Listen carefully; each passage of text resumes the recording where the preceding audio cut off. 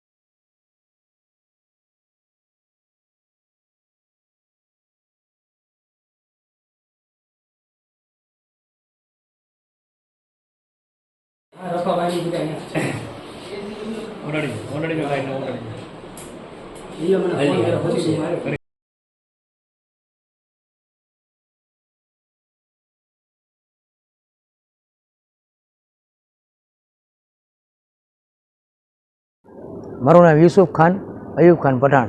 તમારા છોકરાનું નામ ને શું ઘટના બની હતી? છોકરો કલર કામની વસ્તુ લેવા માટે ગયો તો, અયાન ખાન નામ છે, તો એને 3 થી 4 વ્યક્તિએ એની ઉપર હુમલો કર્યો બોલાવીને। સેલર હવે ઝાકીરભાઈ છોકરો કહેતો હતો, ઝાકીર કરીને છે ને, એક એનો છોકરો હતો ને અજાણ્યા 2 વ્યક્તિ બીજા હતા। કારણ શું હતું? કારણ અમે કાંઈ જાણતા જ નથી। કઈ જગ્યા પર? આ સેલાર સાહેબ પીરની દરગાહની આગળ ખોજાવાળા જવાય ને એ રસ્તે, આંબા ચોકવાળા રસ્તે। કેટલા જણા હતા છે ને અત્યારે કરેલો છે? ધોકા પાઇપ વડે માર્યો એને। કેટલાક જણા હતા એવું કઈ કીધું? જાણવા મળ્યું છોકરાથી કે 4 જણા હતા।